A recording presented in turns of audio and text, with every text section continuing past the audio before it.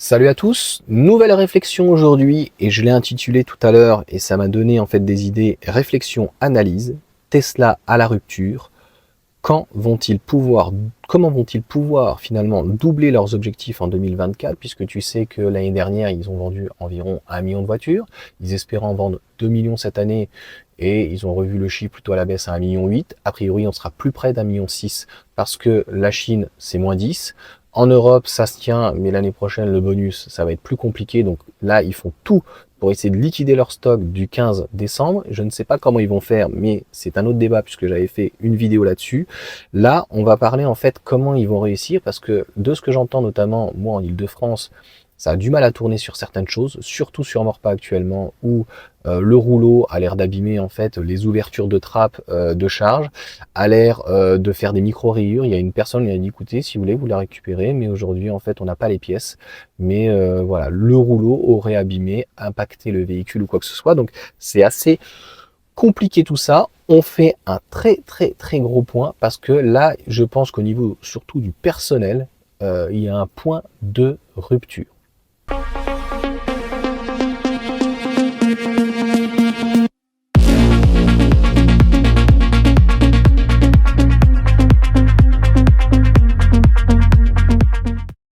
Comme je te disais, Tesla veut doubler les ventes essentiellement du modèle 3 et du modèle X, le modèle 3 et le modèle Y.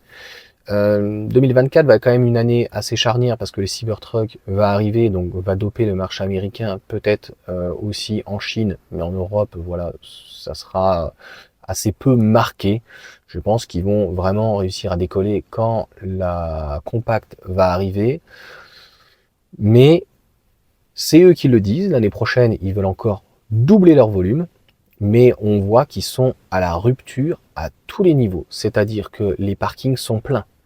Les réceptions se font à la chaîne, il n'y a même plus de place. Dès que tu arrives à 10h, c'est déjà la queue. Tu es à midi, il y a une queue qui est incompressible. Vraiment, ça devient donc les réceptions de plus en plus difficiles. Ils n'ont pas prévu de faire d'autres endroits pour réceptionner. Donc je me dis, concrètement, comment ils vont faire? Le personnel a l'air des fois à bout. Ça ne peut que mal finir. À vouloir tirer trop sur le stock, trop sur la possibilité de stockage et sur les employés, sur le personnel, je suis désolé, ça me gratte un peu. Moi, je pense que ça va être quand même très compliqué. Parce que c'est bien beau en fait de produire, ça Tesla sait très bien le faire. Je pense que vu leur cadence, vu les usines, il n'y aura pas de problème. Mais je pense que ça va coincer en fait à ce niveau-là. C'est-à-dire que l'insatisfaction des clients de récupérer des véhicules à 5-7%, encore une fois, ce n'est pas une généralité. C'est-à-dire qu'il y a des endroits où ça fonctionne, il y a des endroits où ils récupèrent la voiture d'une manière propre, il y a des endroits où ils récupèrent la voiture à 100%. À Valenton, pour moi, elles ne sont pas nettoyées. C'est-à-dire qu'elles arrivent par train, très souvent. Elles arrivent donc par camion actuellement donc d'Allemagne, mais elles vont arriver a priori, donc le train est juste derrière, donc elles arrivent directement par train. Donc ils sont avec un prestataire là-haut, donc c'est pour ça qu'il me dit en fait on n'est pas propriétaire, on est prestataire. J'entends l'argument, mais t'es pas obligé en fait de mettre une tente Quechua. C'est-à-dire qu'à un moment donné, tu peux mettre une réception. Il y a des mairies où, par exemple, ils ont des très grands, des villages, même parfois dans le village où je suis en Vendée, ils ont des très grandes tentes. Limite, t'as pas l'impression que c'est des tentes. Là, tu me diras comment s'appelle le terme exact. Ça y est, j'ai oublié le nom, mais que tu peux chauffer et tout avec des bras zéro, et tu peux au moins faire entrer une dizaine de voitures. Et tu le fais à la chaîne. Mais je constate qu'il y a clairement on est à la limite en tout cas de la rupture, que ça soit entre le client, la relation client. J'ai eu, je ne sais plus comment c'est son prénom, qui m'a appelé, j'ai eu pendant pratiquement une bonne petite demi-heure, il m'a dit merci, etc. Je te suis, je sais pas comment faire avec Tesla, je l'ai commandé sur le 91, j'ai pas de numéro direct, et là concrètement, il faut 1 heure et demie, on n'arrive pas en Ile-de-France, à Chambourcy ailleurs, on n'arrive pas à les joindre. C'est une catastrophe.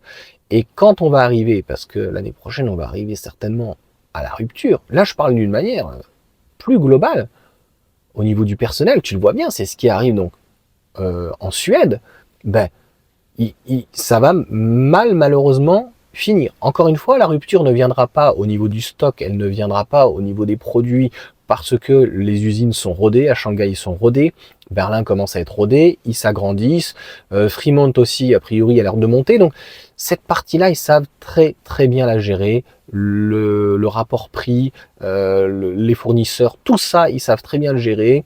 Ils ont dit qu'ils voudraient retirer donc les aimants permanents et sans aimant permanent, donc un rotor dans ces cas-là bobiné. Il y a vraiment de l'avance, du 800 volts, de vraiment de perfectionner tout ça. La 3e génération donc de châssis, etc. Avec BYD, tout ça est vraiment maîtrisé. La communication dans l'ensemble, je pense, est maîtrisée.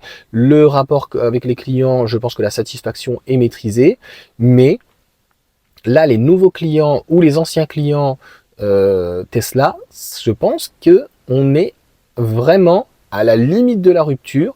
Et je vois pas comment ils vont pouvoir fluidifier ce flux sans ouvrir d'autres centres de réception et sans investir dans du personnel ou à un moment donné une plateforme nationale où on puisse les appeler, parce que quand tu appelles dans les centres Tesla, il y en a où tu n'arrives jamais à les avoir.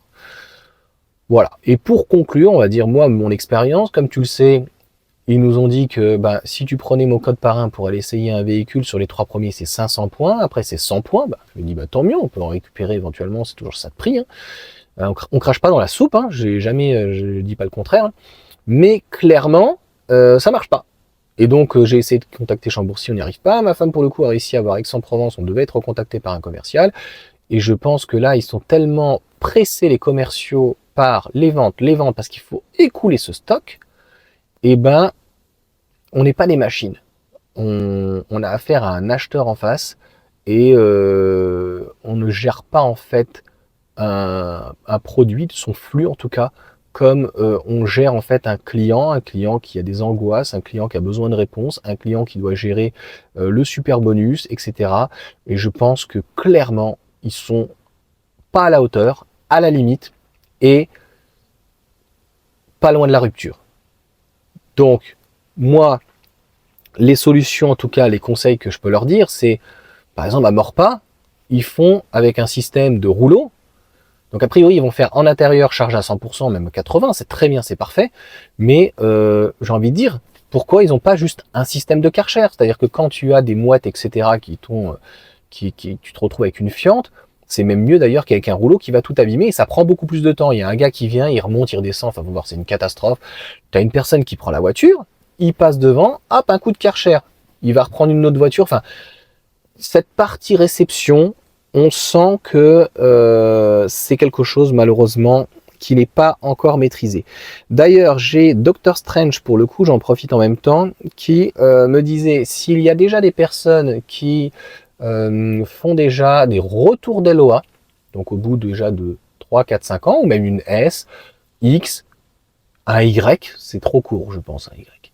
Mais en tout cas, un modèle 3, ou une modèle 3, et pour le coup, qui me contacte sur les réseaux, et puis moi j'aimerais bien voir, ça serait très intéressant d'avoir son retour, comment ça se passe le retour avec Tesla, au même titre que j'ai fait donc la vidéo donc avec Olivier, on a parlé donc de sa reprise avec Tesla. Je vous souhaite une bonne journée, et puis à bientôt pour de nouveaux épisodes.